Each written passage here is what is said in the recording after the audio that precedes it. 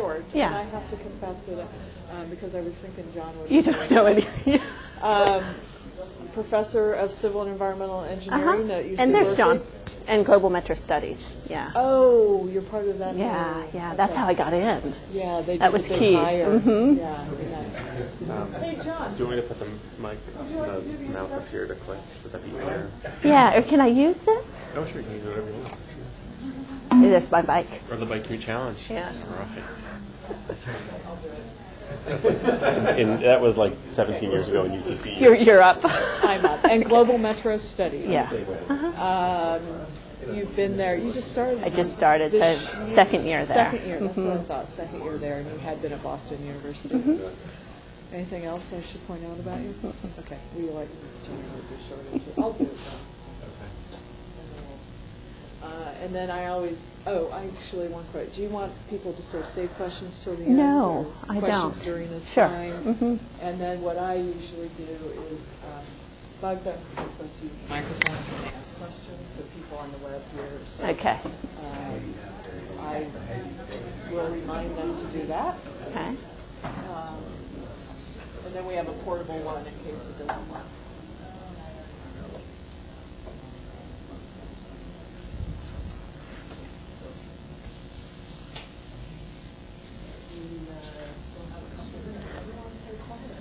I can say hi to John.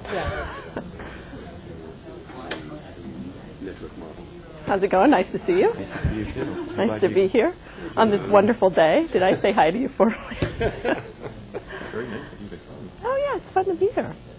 Yeah. I was thinking the benefits of being on the West Coast. I can just come, it's an easy trip. It's a really easy trip. Yeah.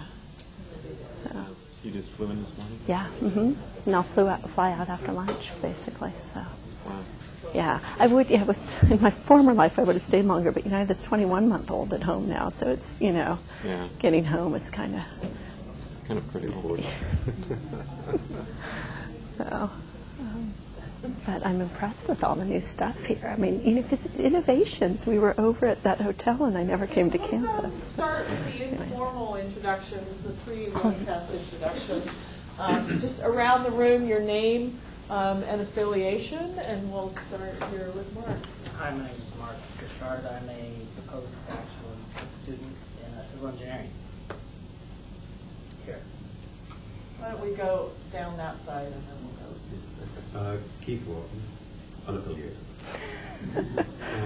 John Glebe, I'm an assistant professor in the School of Urban Studies and Planning. My name is Dick Walker. I'm with Metro. I'm here. I'm faculty in civil engineering. This one's here, faculty in civil engineering. I'm Pamela Johnson. I'm a junior civil engineering. I'm John Mackler, staff with OSHA. Steve Fallow, graduate student in urban planning. I'm Joe Rich. I'm a PhD student in urban studies.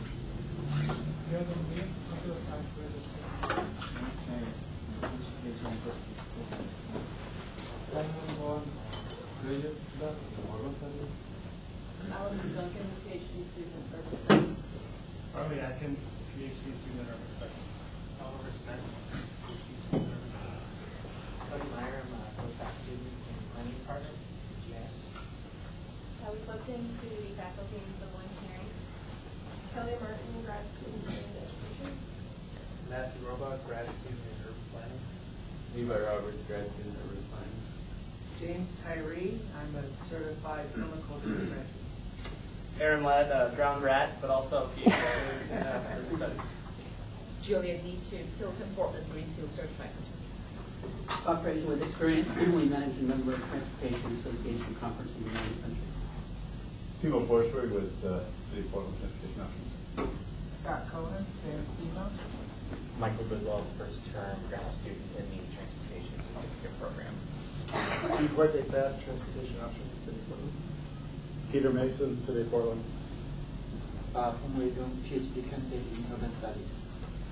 Okay, I'm waving at our. There we go. It worked perfectly. Okay. So welcome everyone. My name is Jennifer Dill. I am a faculty member here in Urban Studies and Planning at PSU, and I'm also director of OTREC, the Oregon Transportation Research and Education Consortium. And today we have an OTREC visiting scholar with us as our speaker for the seminar. We have Joan Walker. She's a professor in civil and environmental engineering and global metro studies at UC Berkeley. She's been there for a couple of years now and previously was at Boston University. She's going to be talking today. Her title of her talk is right here. And so I'm going to let her start, but a couple instructions. We do webcast the seminars. And so when you ask questions, please use the microphones that are usually at each of the desks and hold the touch button and keep the red light lit while you ask the question. If for some reason there is no microphone near you, I will try to come by with this portable one so we can make sure that people on the web, and there are people listening and watching on the web, so that they can hear your question and it's recorded for our archiving. So without further ado, I'm going to turn it over to Joan. Great. Thanks, Jennifer. Thank you very much. It's a pleasure to be here. Nice to see all of you. And first of all, there's plenty of time in the seminar. I think my talk isn't overly long, so certainly feel free to ask questions or insert comments as we go along. So I'm actually talking about something that's kind of a new research direction. It's the first time I presented it, and I thought you'll see why. I thought Portland was the perfect place to present this work. It does deal with behavioral research, so all of my research really tends to do with behavior. I tend to do statistical models of behavior and try to bring in more psychology and more behavioral constructs into our modeling process. So what I'm going to be talking about is sustainability, so Portland's obviously good for that, and in particular using the power of green to try to promote sustainable behaviors. And what I'm talking about is giving people information on greenhouse gas emissions and things like that and trying to see, one, will it change their behavior and by how much, and kind of explore what the potential of this is. My talk is pretty simple organization. I'll talk about some motivating factors of what led me to this work. I'll talk about some experiments I've done in a computer laboratory, some state of preference work to crunch some numbers and try to see the magnitude of this effect. And then I'll try to step back and talk about where we're trying to go with this to more real applications and things like that. So if you notice, I'm not going to cover much of a literature review because at least we haven't found much in terms of people connecting statistically using information about greenhouse gas emissions and seeing what the effect on behavior might be. So, but what do you see out there? This is part of the motivation. All of a sudden, the idea of greenhouse gases are popping up everywhere. So you start to see them, seeing that you're saving so much here and so much there. It's showing up in transportation. I show 3 examples here. One is this Portland example. You guys participating in this challenge, trying to get people to bike to work? How many participants do we have? Do you know how much greenhouse gases you're saving by participating? No. And there are lots of organizations who are really trying to promote sustainability, and it's not uncommon on their sites to see, so here it's this is through BTA, it's trying to get people to bike to work, and it has things, how many riders they have, how many teams, how many miles logged, and the CO2 saved from the air by people participating in this program. So this is something you actually see quite a bit in these organizations, but you also see it in more just run-of-the-mill transportation examples. So here's an example of BART in San Francisco. When you search for a route on how to get from a point to point in BART, they give you the standard information, travel time, travel cost, and they also give you the CO2 emissions saved by this trip. And then here's an example from the California high-speed rail. Doesn't exist yet, obviously, but you can go in and do an origin to destination trip. It gives you a route, and it gives you information on, again, the travel time and things like that, and the CO2 saved. So when I looked at this, it's, I kind of wonder, one, is this making a difference? And can we use this type of information to try to get people to shift their, not only on a trip-by-trip basis, but also on a lifestyle basis to more sustainable behaviors? And also recognizing, at this point, we're really too late in providing the information, right? I mean, these are self-selected people who are interested in, who kind of are drawn to this group. The BART, they're probably already deciding to use BART or use high-speed rail. They're not in a choosing mode. So the question is if we can reach people in a choosing mode, give them information, and can we get them to shift their behavior? So that's one area of motivation. Another area of motivation is the behavioral economics literature. So behavioral economists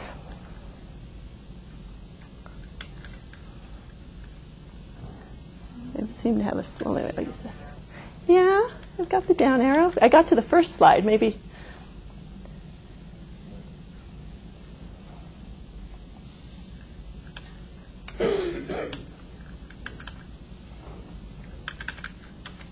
I could also just talk. It's can tell you what the parameters were. And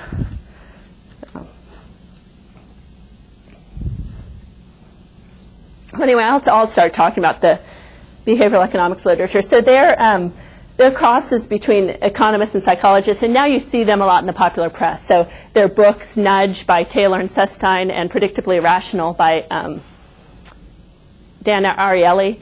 And they're great books if you haven't read them. But they're looking at, they really try to understand, as opposed to looking at microeconomics theory and rationality, they really try to figure out what's making people do their decisions. And they have some experiments where they're trying to get people out of, they're trying to promote certain behaviors. They want to promote behaviors that are better for people and better for society. And they have some really kind of novel and interesting experiments about how they provide interesting information. Not quite greenhouse gas emissions, but so the one experiment they did, and this was these are both electricity examples.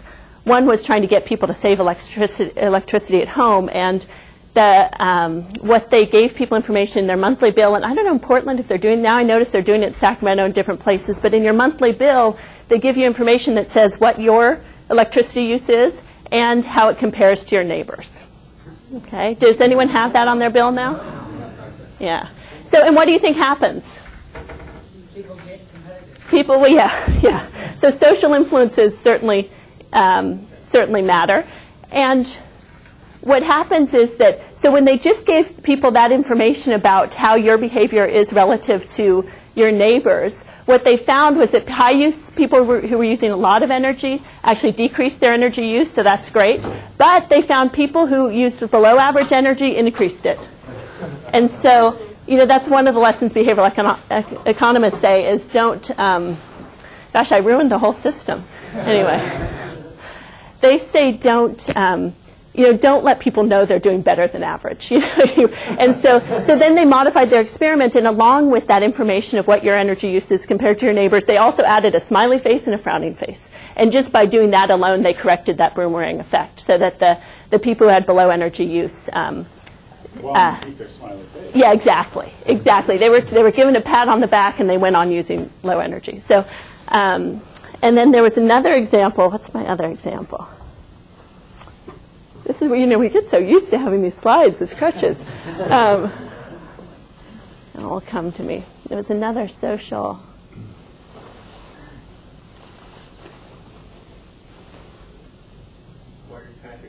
Yes, please. Thanks. Sorry.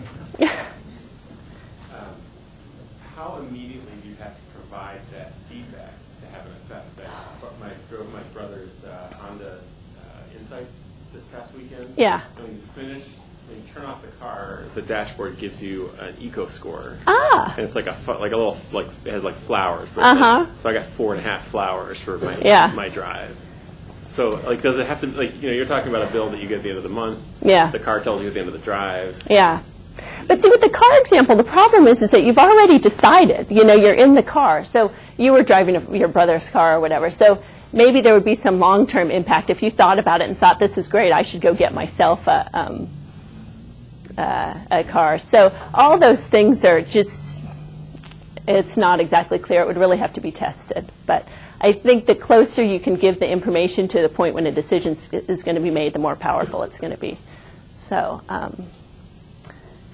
yeah, go ahead. I had to make a decision this morning whether to, drive my car here or take a train. Yeah. Or take a train.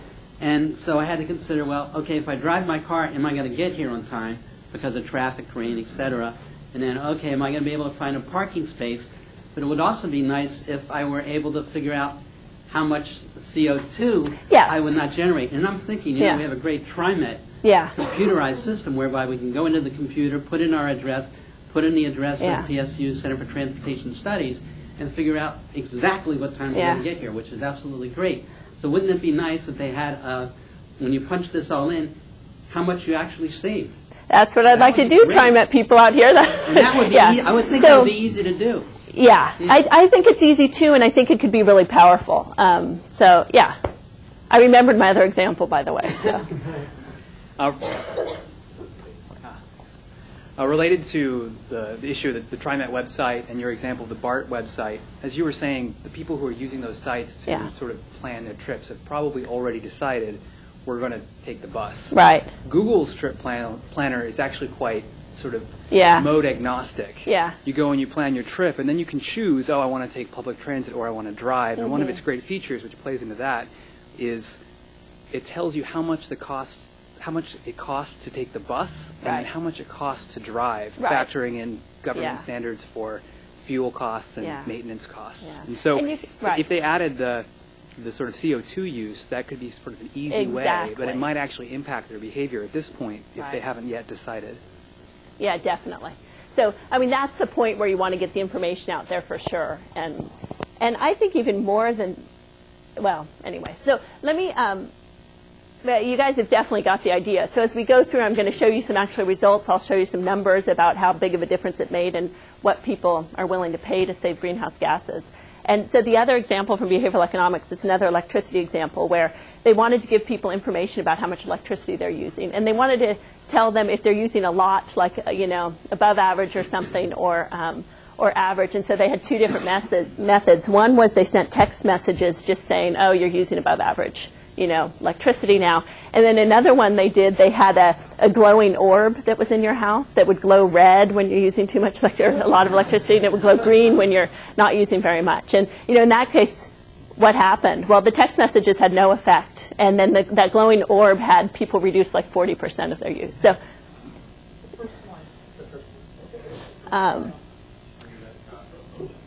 yeah, that's it. I wonder if we should put it on the desktop. Yeah. But all these things, I mean, they're just important questions here, whether that's, if it's kind of a new novel thing and you do it for a while and then after a while you ignore it, you get tired of the red, and you put it in a closet or something. So all these things, whether they can really have long-term behavioral shifts, I think is a question. But, yeah. I have a question that's kind of a slightly different off-branch of that. How do we modify the behavior of those people who live in predominantly low housing cost area, which is typically away from good transit access, who also commute to industrial construction jobs where they would probably not have any access to transit to get there? Well, certainly it has to go hand in hand. People need to have alternatives, and then they need to have, so it's carrots and sticks. I would say that you need to give them alternatives so that they have other ways to live. Either hopefully in the short term, but not in the short term, when the next time they make a decision of where to live or where to move or where to work, that they consider those things. And then, given whatever their situation is, can you try to shift it? So you're certainly right. The transportation land use is critical. So no problem. Just say Ed. Just say okay. Or okay.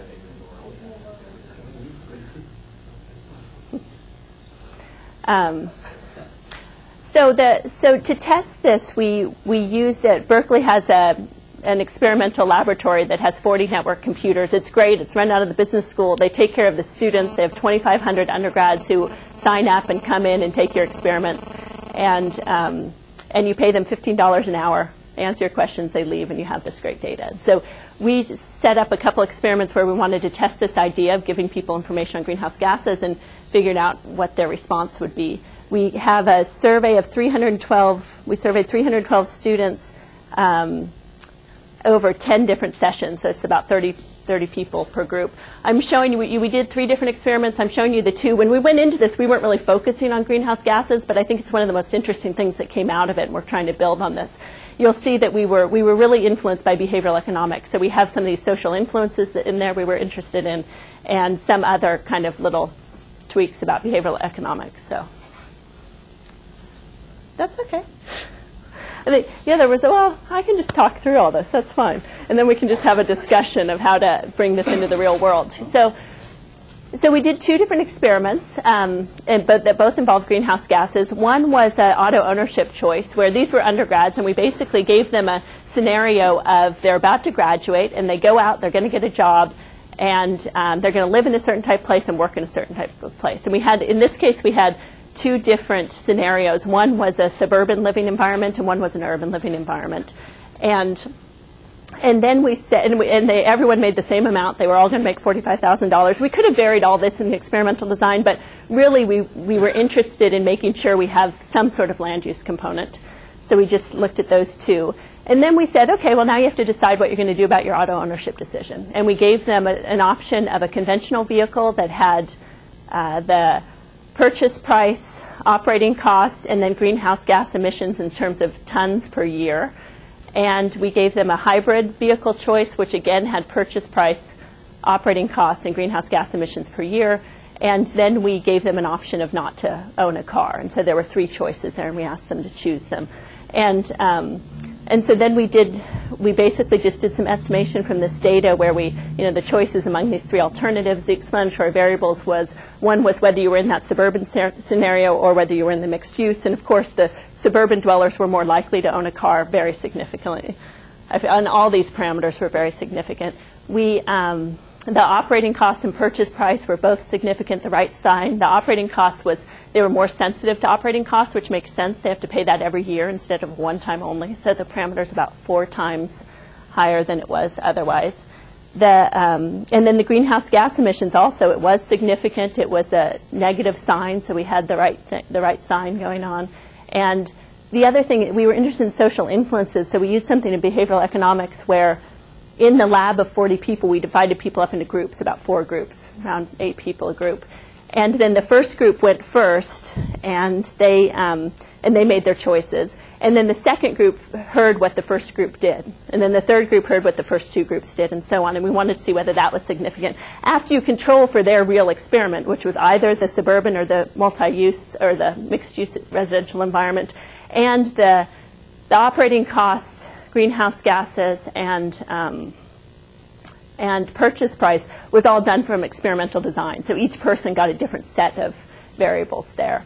And we didn't bait it at all with making sure everyone in the first group chose hybrid so it would influence people. We didn't. We designed the experiment, and then we simply just put in that information, went through. That social influence was also significant, the correct sign that people did tend to follow their peers.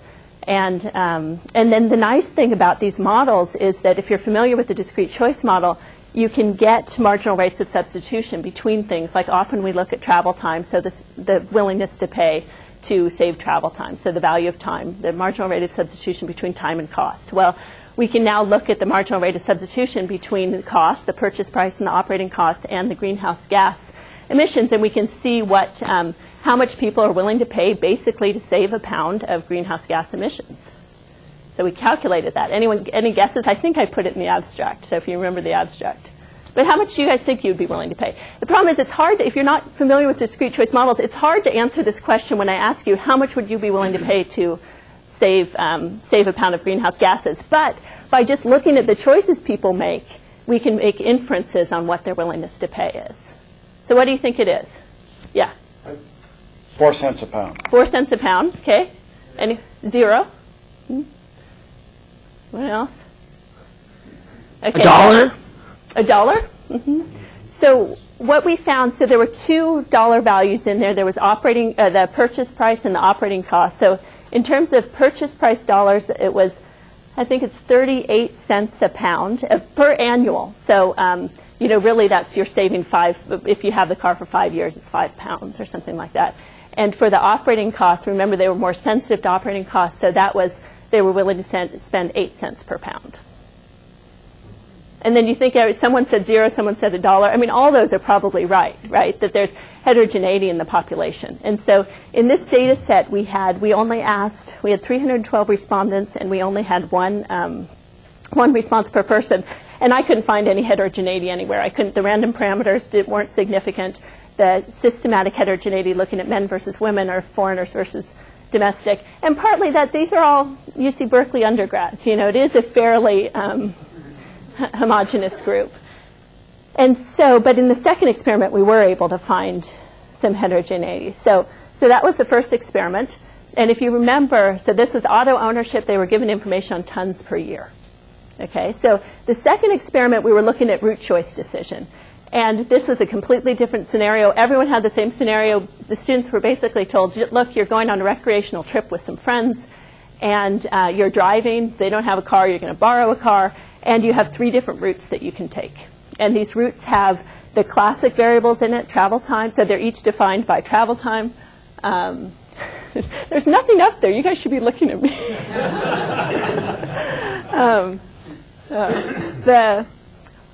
So it was the travel time of the trip, the travel time variance of the trip, the travel cost of the trip in terms of a toll, and there was a greenhouse gas in terms of pounds per trip. So remember, before we were on an annual basis, we were talking about tons. Now we're talking about pounds per trip. And also safety, where we just said either average safety, above average safety, or below average safety. So we kind of added these 2 extra wrinkles that are not typically in these route choice models. And in this case, again, it was by experimental design, so we're constantly mixing up these attributes. Everyone in our sample sees a different set of 3 routes, and they're just simply asked which of these routes would you take. In this one, we did give them 5 different, they saw 5 different screens and they made 5 different choices. So that makes it a lot easier to statistically infer the heterogeneity, and we were able to do it. But first, without the heterogeneity, we estimated this model that, I mean, what I was so amazed is that these students behaved so well. I mean, they really obviously paid attention because these models just worked. Everything's the right sign, everything's significant, it's exactly what we wanted to find. So again, all the right signs on all variable, very high significance, higher than in the auto ownership. And in this case also, we have, what's the cost? The cost is a toll, and then we have the greenhouse gas in pounds per trip. Now, do you think that we're going to get approximately the same number? If our experiments are good, we are going to, because someone has a willingness to pay, although it may vary based on purpose and stuff. But what I was worried is, when we went into this, we were thinking, we knew we wanted to say something about emissions, and we were like, well, how do you convey that to people? We don't have this glowing orb, we don't have some clever way to do it. And I talked to an air quality guy, and he said, well, you should put up the amount of deaths this is going to lead to, And I talked to someone else, and she said, well, you should put up how much that it's going to raise the sea level, or, all these things. And so we thought about these things, but in the end we just went with pounds, partly justified by the fact that the pounds is what's showing up all over in these different applications. So we put in pounds, and what we were hoping is in these 2 different experiments we'd get approximately the same number, and we did. So if I can remember this number, it was 44 cents a pound, but we just doubled our sample and it went to 50 cents a pound. So we actually we sampled about 150 and then another 150, and the results have been very robust. Oh, look at that. Well, well, I'm still up on the parameters. So these, this is it. And so here, there's first is the travel time parameter, standard deviation of travel time, the toll. The dummy variable of toll equals 0, this is something for behavioral economics. The power of free is one of Dan Ariely's big thing, is predictably irrational. So this idea that free is an emotional hot button, you make something free and people, stampede. And so we wanted to see whether, not disrespective of whether you are paying a toll or not, whether you just want to not pay a toll, and that was significant. And then the greenhouse gases here, again, the right side is significant. And then the safety below average and above average. This was motivated by behavioral economics, where there's a nonlinearity. People are risk averse. So if you notice here, the parameter on being below average safety, you really want to avoid below average safety. And, you'd like above average safety, but not nearly as much as you want to avoid below average safety. So, and actually, since we're here, I can show you. The screens there was nothing sexy about what these screens look like. This was it. We used the software for the lab, and so this is the residential choice experiment, where at the beginning it gives the scenario. This is the suburban scenario. And then they were given the peer information there about what the peers before them did. Here it's only 12 different people. We tried putting the peer information up there and the peer information here, and it didn't make that big of a difference. So there were the results. Here were the results that I talked about. And if you aren't familiar with calculating the value of green, I'm just showing here that how you do it. It's this marginal rate of substitution, so the ratio of the marginal utilities, which turns out to be the ratio of the parameters for emissions and cost. So I remember those numbers pretty well. Here's the route choice experiment, again, where there were these 3 different routes. And again, the numbers within this box are different for every person in our sample. Okay. So we're not dealing with heterogeneity here at all yet.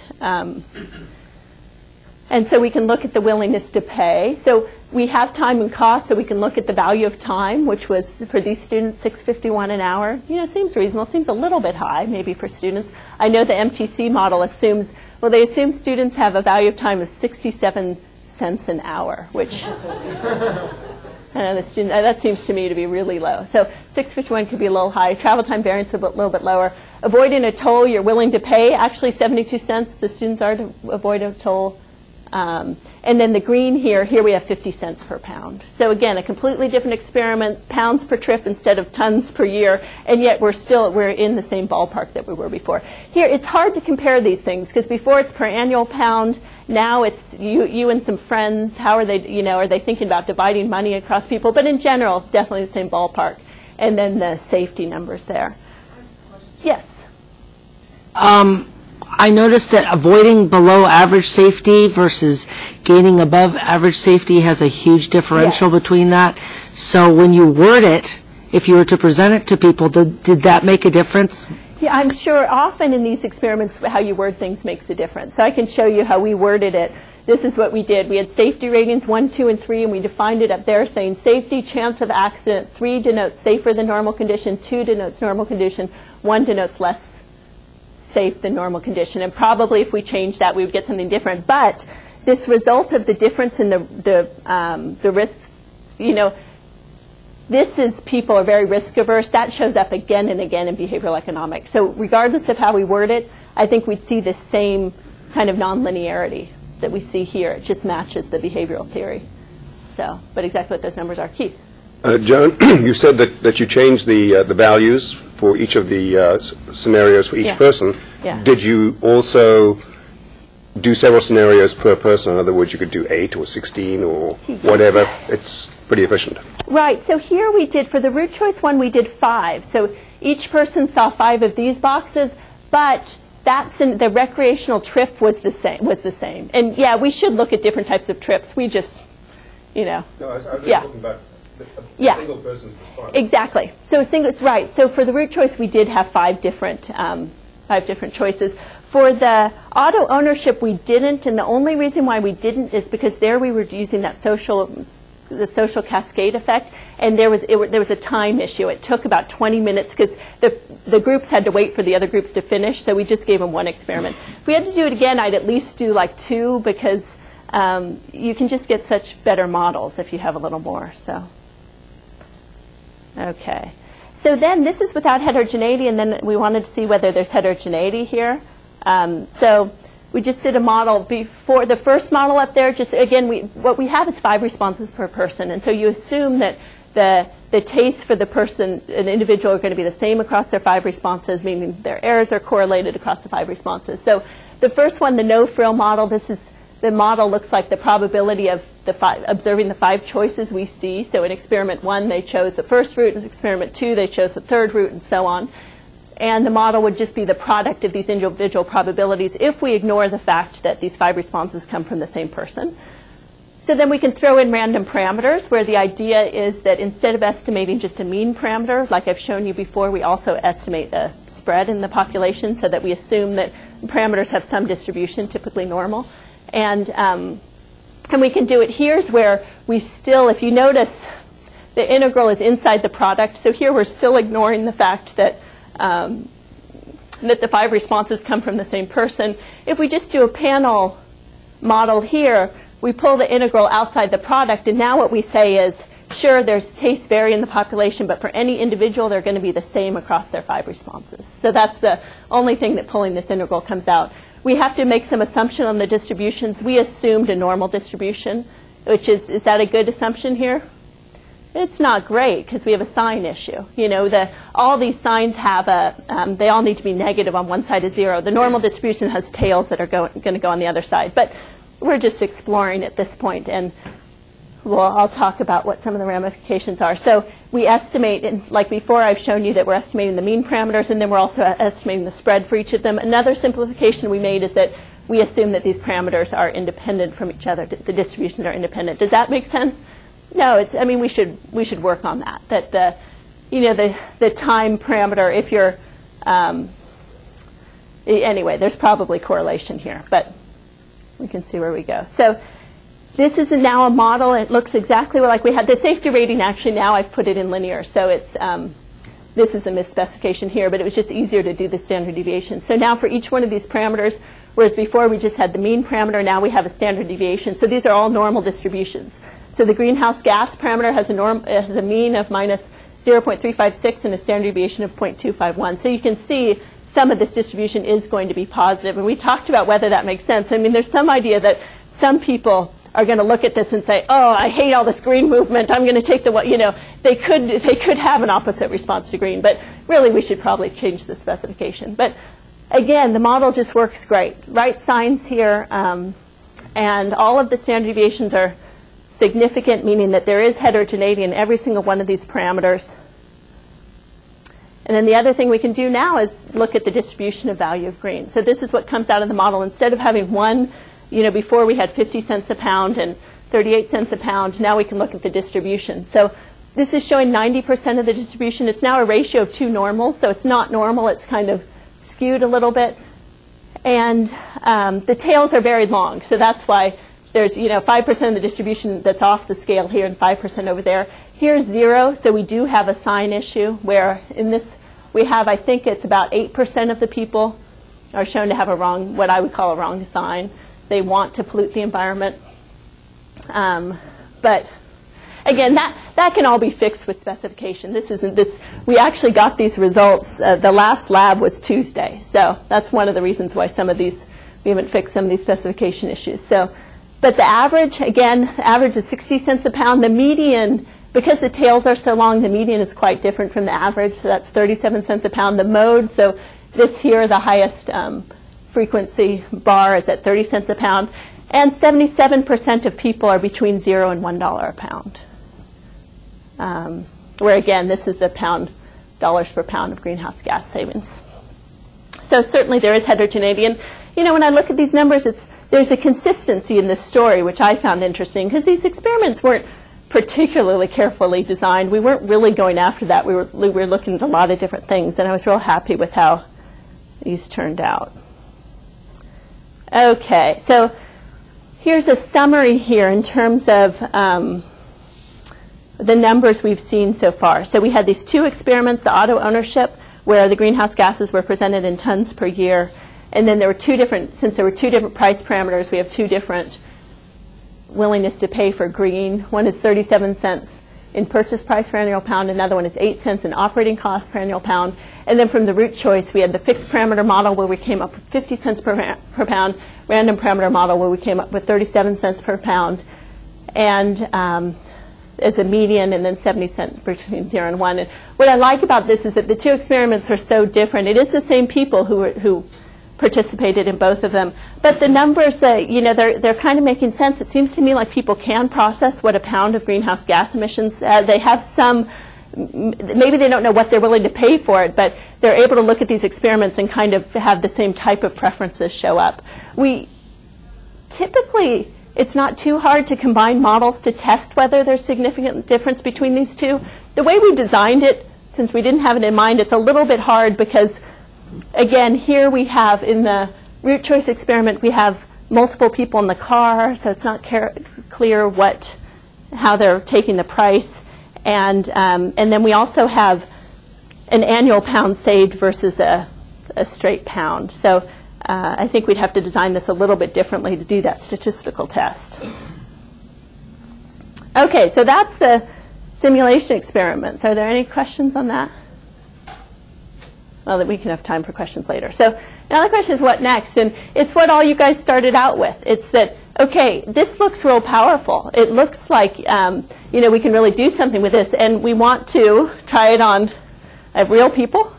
And not that students aren't real people, but in real situations with real money.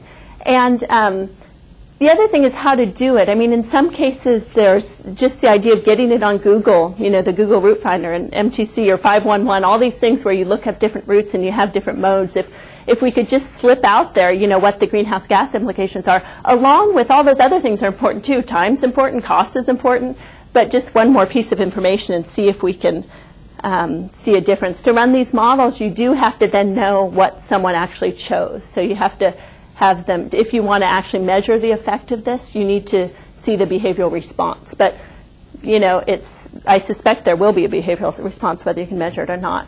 And the other thing is I'm working with someone at Berkeley in the civil systems program he's a sensor network guy and goes out and does all this sensing. He also does a lot of mobile phone applications. So we're trying to, the idea is it just seems like it could be really powerful if you start using these phones that, to get this information out in a very real-time way. And there are apps that are getting out there now, apps that can they're not out on the market, but people have designed them and they've been used in a couple places, but where they're tracking how much time you're spending in the car versus how much time you're biking or walking, and and starting to give people this information, this power of information, that if you can tell people a little bit more about the decisions they're making and the impacts they're having,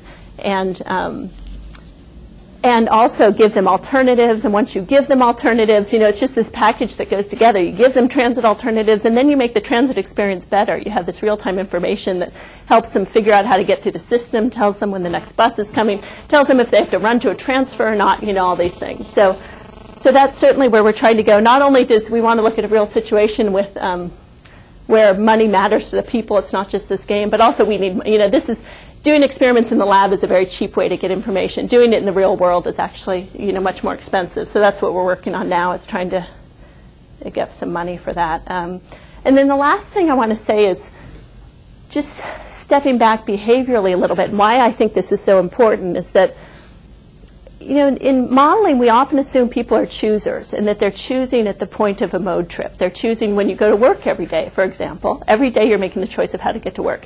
And you're not. We make that choice at a lifestyle decision, and we have, I have some data, but I don't think I'll show it. But I think that there are lifestyle choices. There are people who are mostly drivers. There are people who are mostly transit people. There are very few people who are kind of mixed between. And I think that with this information and with real-time information, smartphone applications and things like that, I think we can try to get those unimodal car people, which, I'm hypocritical. That's me. I mean, that's what makes me think about this, is that I walk quite a bit. But, we can try to get people more into that lifestyle class where they consider their different modes.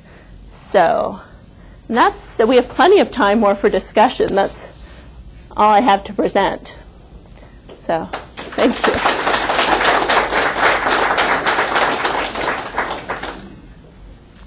Yeah. So then the application of this, once it's in the real world, is going to be that possibly this could actually change how we do urban design and how we plan for cities and how we decide, okay, well, maybe we shouldn't have suburbs or we should bring the jobs so that people don't have to move from one place so far to another place. And, it's going to be an evolution where, it's not just this question, but going out into the future, it's redesigning the whole system as it is from what it is now to where we need to get it so that we don't have these problems, right? Yeah, and I have a student who's working on that for part of this Volvo grant. Volvo wanted a connection between the smartphone stuff that's going on and the long-range urban planning. So they said, well, what does this have to do with long-range urban planning? And part of the things we're trying to think of is, assume a world where it's all there. The information is there, the greenhouse gases is there, it's at your fingertips, you barely even have to look it up. You want to go somewhere and it's just, everything's presented in front of you. And then how's that going to change how we live and how we operate and what the land uses need to be? And, I think it could be dramatic. And in particular, I think I like this idea of trying to get people to be a little bit more multimodal. So, but yeah, it's a real good point. Let me go back here. So. You talked about reaching people in a choosing mode. I was just wondering how you determine who's in a choosing mode and how you can reach that. Yeah. Maybe just an example. Yeah, it's a real good question. I mean, the two classic ways are, one, you try to get people right after they move or something so that they're still trying to figure out the system and their habitual patterns. The other is, most of us are in some habitual routine. And this also, all of this stuff comes from behavioral economics, that you try to do something to get people to switch just for a little bit. Get them to switch for a week, just give them some alternative, give them some incentive to switch for a week, and let them go back to, you don't want to at least I don't want to force anyone to do anything. I would like to design things so that they choose in a way that's better. But And so that's when we're talking about doing this in the real world. That's what our idea is kind of, if you can use smartphones, you can track what people are doing, you could analyze it, you can give them an alternative, and then you say, well, why don't you try it? And the problem is you have to try it more than a day, it turns out. You need to try it for like a week. And people have shown that some people do switch because you see your alternatives. And most people actually, even if they go back, they're happier. So there's some, they've tried the other world and they decided they were better off before, and their well-being actually goes up. So, okay, you go ahead, and then you next. This just has me thinking that when I have to drive and when I'm using the GPS system, maybe I should choose shortest distance rather than longest, most use of highway. Right. And wouldn't it be nice if on the GPS it had some quantitative figure with regards to impact? Maybe choice, least impact on environment. Yeah, and that's where all this research came from, is a hallway conversation with the system, with the guy who does all these mobile phone apps, and he said, wouldn't it be neat if you could have the environmental friendly route and the safe route and the something? And I said, yeah, well, let's test it, let's work on it. But right, think of how our decisions would be if maybe it won't impact some people. That's fine, it's fine. I'm sorry, I was going to go back here. Yeah. You use your sample group of undergrads. Did you try to break them down into any kind of groups or? In the first example, the auto ownership, when I was looking for some heterogeneity and there are no random parameters, I tried to look at what all we had was male versus female, foreign meaning they spent most of their high school years outside of the United States. What else did I have? They were all basically undergrad ages. So I tried in that one, and I didn't find anything. This one, the route choice, rather than doing a kind of a naive assumption of a distribution, I could try to get at that, linking it more to the demographics of the students, but we haven't really done that yet. Is there something you have in mind in terms of? No. Well, not necessarily, but just even with using the cell smartphones and and different type of technology they might use, or those type of groups. Yeah. So, and in the real world, right, all that becomes definitely more important. So, yeah, John. In this work, or maybe some of your previous work with discrete choice modeling, are you able to, you talked about the effects of social influence, people knowing what other people are doing. Have you been able to quantify that? In other words, separate out perhaps what the value of social influence is? Well, so here certainly we have a parameter on it, so we can look at how, what will happen dynamically is that, and it can't go on forever. There has to be some nonlinearity of how it's influencing. And I'm doing other work where we're trying to look at social influences where we don't necessarily know someone's network. So we just say that people are influenced by people they live near and people in their social demographic group, and trying to deal with their endogeneity issues. So that's kind of where that work is going. But we haven't looked at exactly the quantifying it, but it's big. I think it's bigger than we all like to think. In the behavioral economics literature, it shows when you read nudge or predictably rational, those social influences is practically every other example. There's a tax example in Minnesota that's great, where they're trying to get people to fill out the tax forms, and they had 4 different experiments. They divided the state into 4, and some people they told them about the law, some people they threatened them that you're going to go to jail if you don't, some people they tried to give them much better information, and some people they simply said 95% of your fellow Minnesotans have applied, or maybe it was Wisconsin, and that was the only one that had a significant impact on response rates. It's just, we're social beings, and so I think it'd be good to look more into that. So, yeah. I have a web question. What about information overload? Do you think people will start to ignore some of the information provided, such as greenhouse gas emissions, trip time, all of that? Yeah. Sure, it's a problem. And I think it's just, it looks like people are concerned about the environment. They want to do something about it. So it's that trade-off of, they have a push to want the information, then they also just have a, wanting to turn things off. And, there could be generational effects there. But, yeah, it's a good point.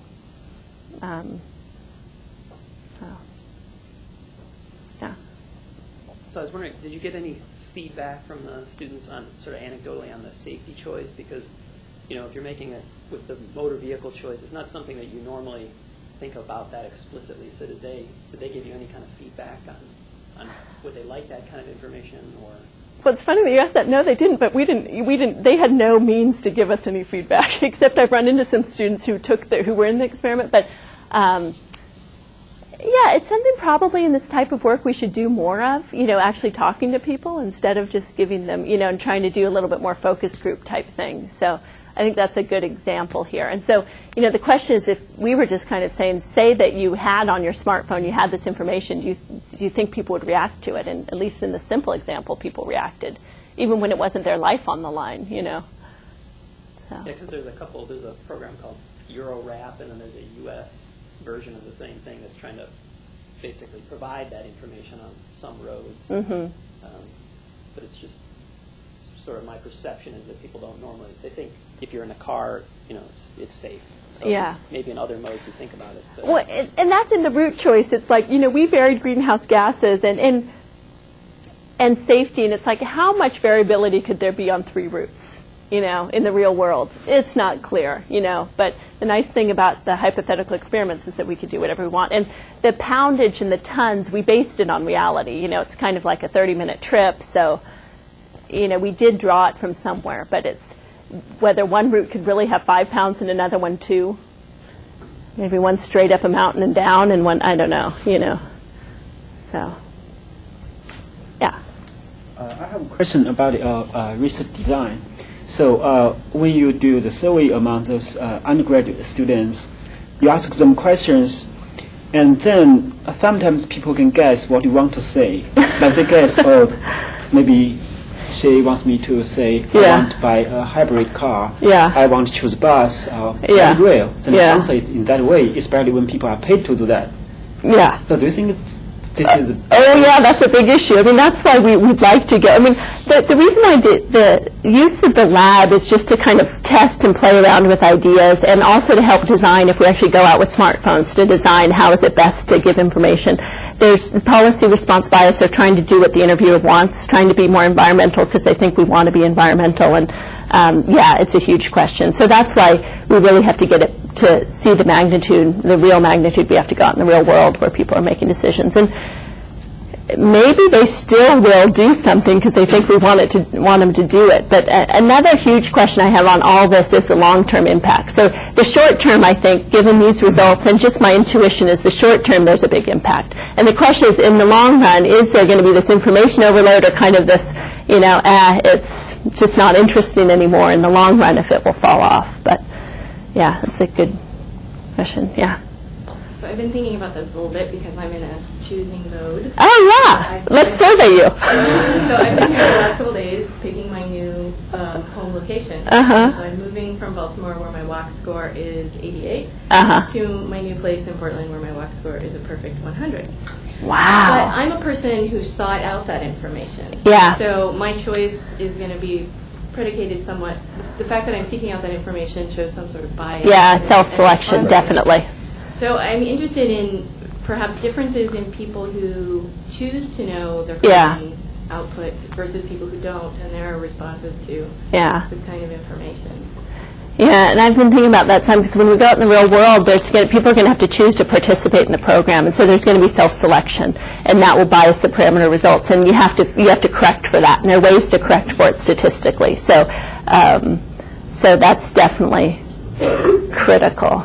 Yeah, that's a good point. I'm just wondering, in the experimental design, if there's a way to, instead of by default, you're providing that information. Yeah. So why not say, do you want to be given this information? Is this of interest to you? But still, that's so different than you, which you sought it out. I mean, you were proactive versus reactive, saying, "Oh, sure, give me the information." So. Yeah, and then also in the real world, how to get people to participate. So the people we're talking to in San Francisco, there's a organization of businesses at all those high rises, 80,000 workers, and they actually get tax money to try to increase transit ridership. So we're trying to form a partnership with them where they can market out to their people, and there's still going to be self-selection, for sure. People are kind of interested in not only new information, but people who think, maybe I'd like to try transit, or So, yeah. So. related to all this, in the last couple of minutes, I just had a thought. When you're in college, you have the choice to take a class, to drop the class, to take pass, no pass, etc.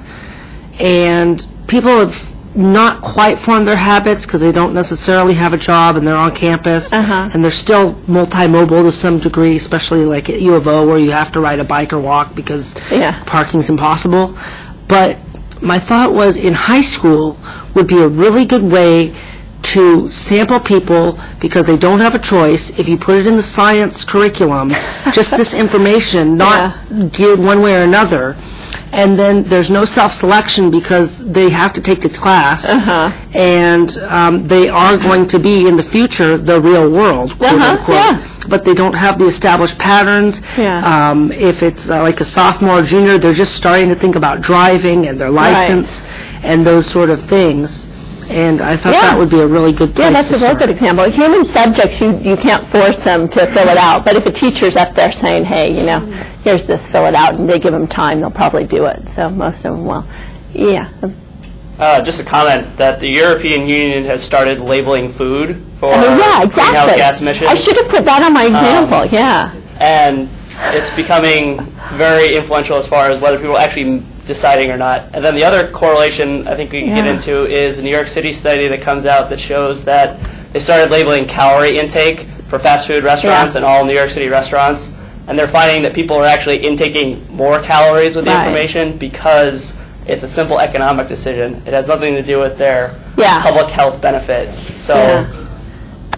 And that's another big, with greenhouse gases, I think the public health and the calories burned and things like that, I think should get into these students. Because just personally being kind of a driver, I feel like the time and cost isn't in transit's favor for me. And so that's not going to get me into transit. What's going to get me into transit is some of these other things, feeling like I'm going to live a healthier, more active lifestyle, I'm going to save the world. Or, those are the things that maybe we can try to get some of those people to shift over. So,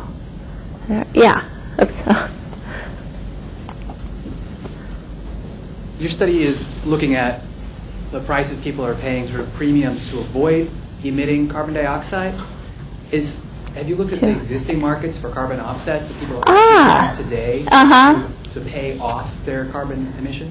Yeah, it's a good question. And I thought about that with this food thing. I mean, that's real data where we could try to see what the willingness to pay is. So the carbon offsets is similar, right? If we could get a hold of some of that data, it's still a little bit of a self-selection. But certainly it's, even those sites, you go and you look at them and it tells you how much you have to pay to offset, and then either you pay it or you don't. So if we could get, that's the data I need. That's a good point, They're asking a great question. Oh, yeah, sorry. Yeah, regarding information overload, I think, possibly, but, with all the information that we are getting with regards to all the changes that are taking place on the planet, I think people are beginning to get a little nervous. I would think maybe it won't be information overload. The information that we are receiving is going to make a major impact. And then only a few seconds left, I guess, is I just want to put a plug in for the Portland Hilton. Ecotourism Conference will be taking place in September. It's the International Ecotourism Society, and sustainable travel is one of the major topics that will be discussed at that conference. So keep your eye out for that. Okay. So before we thank Joan again, I'm going to put in my regular plug for next week's seminar. We have Professor Tony Ruppolo from Portland State. Going to be talking about some work that he did in Washington, D.C. last year on transportation finance and policy. So we hope to see some of you next week. I want to thank Joan for being patient and the audience for being patient with our technical difficulties today. But thank you very much. And thank you guys for all the ideas and the great questions. That was nice. Thanks.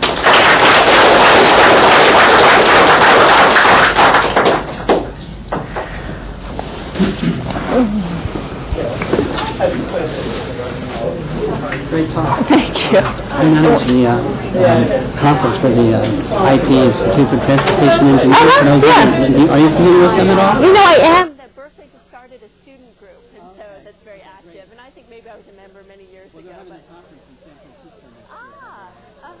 Your presentation might use their program. Is it all right if I mention it? Oh, yeah, of course, yeah. I don't. You know? Okay, well, I thought you were. But yeah, exactly. So I'm easy to find. Here's my question.